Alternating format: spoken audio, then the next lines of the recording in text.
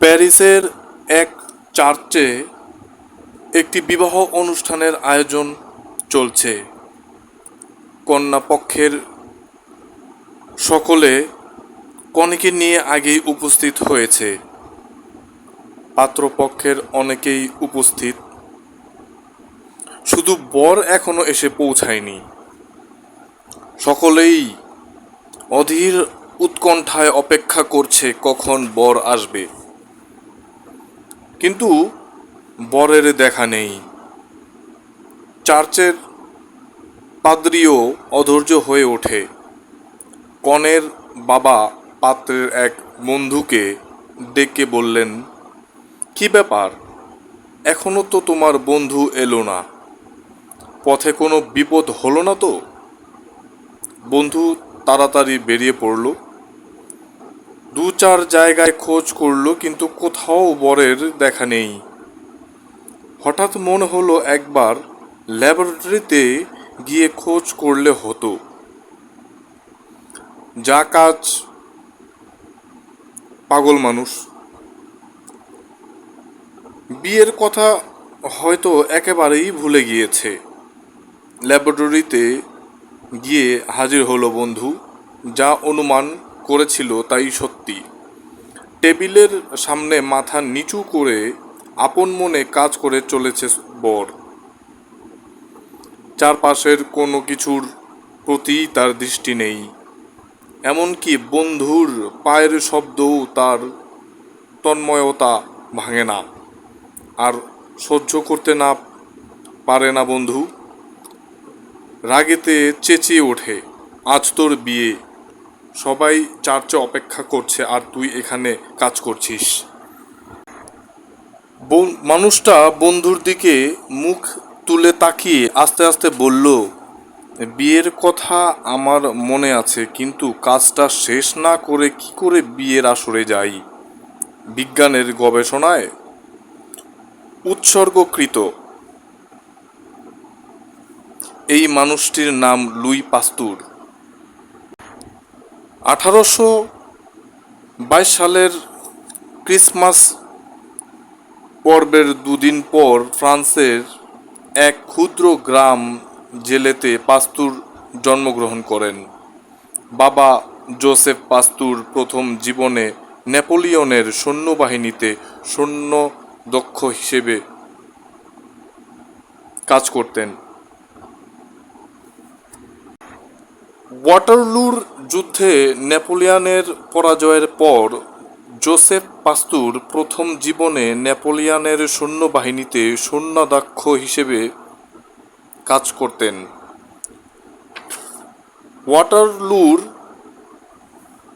যুদ্ধে নেপোলিয়নের পরাজয়ের পর জোসেফ পাস্তুর নিজের গ্রামে ফিরে এসে ট্যানারির কাজে যুক্ত হন। অল্প কিছুদিন পরেই স্বগ্রাম পরিত্যাগ করে আরবয় নামে এক গ্রামে এসে পাকাপাকিভাবে বসবাস আরম্ভ করলেন। এখানেই ট্যানারির কারখানা খুললেন। জোসেফ কোনোদিনই তার পুত্র লুইকে ট্যানারির ব্যবসায় যুক্ত করতে চাননি। তার ইচ্ছে ছিল পুত্র উপযুক্ত শিক্ষা লাভ করুক। কয়েক বছর স্থানীয় স্কুলে পড়াশোনা করবার পর জোসেফ পুত্রকে পাঠালেন প্যারিসের এক স্কুলে। গ্রামের মুক্ত প্রকৃতির বুকে বেড়ে ওঠা লুই প্যারিসের পরিবেশ কিছুতেই মানিয়ে নিতে পারছিলেন না। শহরের দমবন্ধ পরিবেশ অসহ্য হয়ে উঠত তার কাছে। মাঝে মাঝেই অসুস্থ হয়ে পড়তেন। এই সময়ে একটা চিঠিতে লিখেছেন, যদি আবার বুক ভরে চামড়া গন্ধ নিতে পারতাম, কয়েকদিনেই আমি সুস্থ হয়ে উঠতাম। অল্প কয়েক মাসের মধ্যেই ধীরে ধীরে শহরের নতুন পরিবেশে অভ্যস্ত হয়ে উঠলেন লুই। তার গভীর মেধা, অধ্যবসায়, পরিশ্রম শিক্ষকদের দৃষ্টি এড়াল না। ছাত্রের প্রতিভায় মুগ্ধ হয়ে স্কুলের প্রধান শিক্ষক ভবিষ্যৎবাণী করেছিলেন লুই পাস্তুর একজন কৃতী শিক্ষক হবে। তার সে ভবিষ্যৎবাণী মিথ্যে হয়নি। এরপর তিনি ভর্তি হলেন রয়্যাল কলেজে। সেখান থেকে 18 বছর বয়সে স্নাতক হলেন। এই সময় নিজের কলেজেই তিনি একদিকে শিক্ষকতার কাজ শুরু করলেন, অন্যদিকে বিজ্ঞানের ডিগ্রি নেবার জন্য পড়াশোনা করতে থাকেন। মাত্র 20 বছর বয়সে তিনি বিজ্ঞানে স্নাতক হলেন।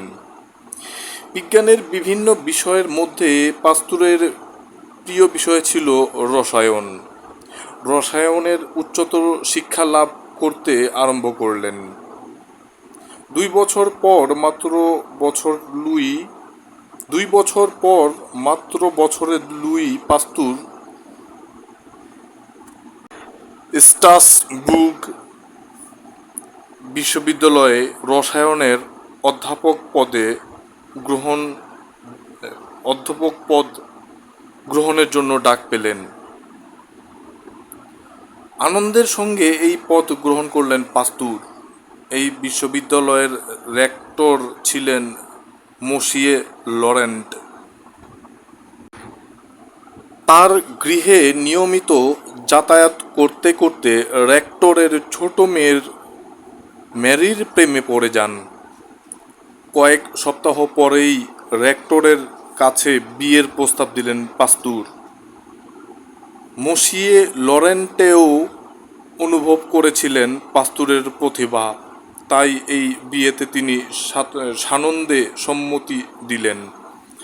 কিন্তু বিজ্ঞান তপস্বী লুই পাস্তুর বিয়ের দিনেই বিয়ের কথা প্রায় ভুলতে বসেছিলেন।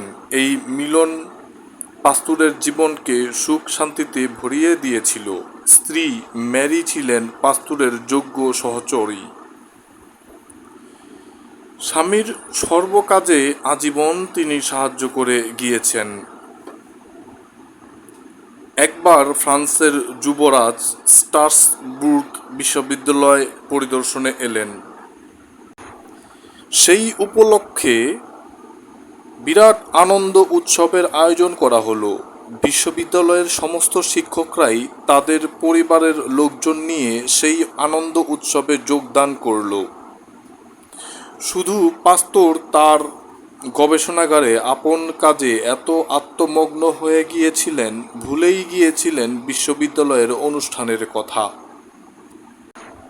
সন্ধ্যাবেলায় যখন নিজের গৃহে ফিরে এলেন, পাস্তুর সমস্ত দিনের আনন্দ অনুষ্ঠানে যোগ দিতে পারেননি বলে একটিবারের জন্য অনুযোগ করলেন না ম্যারি।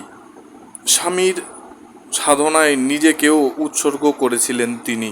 তাই পরবর্তীকালে পাস্তুরের এক ছাত্র বলেছিল, তিনি শুধু পাস্তুরের স্ত্রী ছিলেন না, ছিলেন তার যোগ্য সহচরী।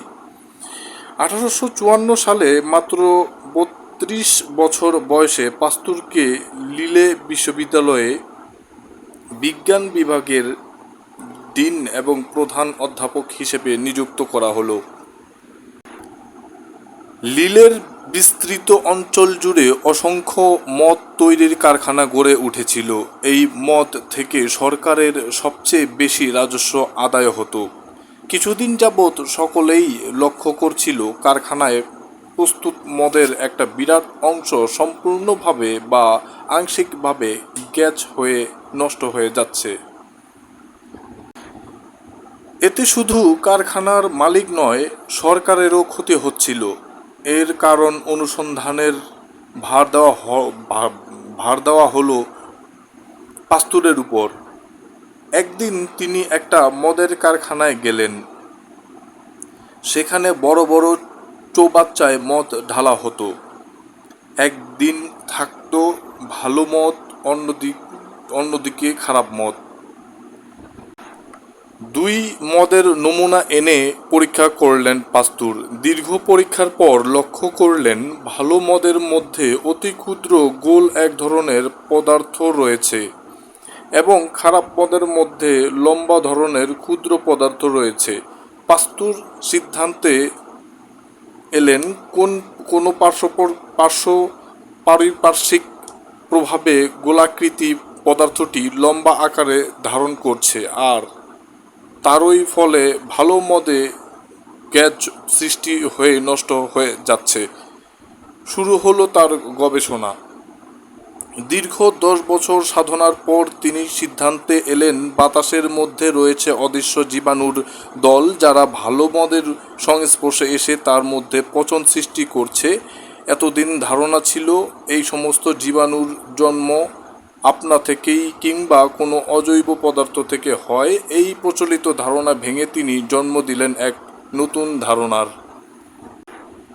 পাস্তুর শুধু মদ বিনষ্টের কারণ যে ব্যাকটেরিয়া বা জীবাণু, তার স্বরূপ উদ্ঘাটন করেই ক্ষান্ত হলেন না। তিনি চিন্তা করতে লাগলেন কিভাবে মদের গুণগত মানের পরিবর্তন না করে তার ক্ষতিকর ব্যাকটেরিয়াকে ধ্বংস করা যায়। তিনি মদকে বিভিন্ন উত্তাপে গরম করতে আরম্ভ করলেন। অবশেষে লক্ষ্য করেন 50 ডিগ্রি সেন্টিগ্রেডে বা 131 ডিগ্রি ফরেনহাইট উত্তাপে মদের কোনো ক্ষতি হয় না, কিন্তু ক্ষতিকর ব্যাকটেরিয়া ধ্বংস হয়। তার এই আবিষ্কৃত তথ্য আজ সমস্ত পৃথিবী জুড়ে পাস্তুরাইজেশন নামে পরিচিত। বর্তমানে এই পদ্ধতিতে শুধু যে মদ সংরক্ষণ করা হয় তাই নয়, এতে নানান ধরনের খাবার, পানীয়, দুধ, ক্রিম সংরক্ষণ করা হয়, যার সুফল আমরা সকলেই ভোগ করছি। কিন্তু অতি সামান্য সংখ্যক মানুষই জানে এ সমস্তই পাস্তুরের অবদান। বাস্তবিক অর্থে আমরা যদি এই বিষয়টা একটু চিন্তা করি যে ওনাদের মাধ্যমে আমরা কতটুকু উপকৃত হয়েছি, তাহলে আমরা তাদেরকে স্মরণে রাখব। আর এটাই হবে আমাদের আগামীর পথ।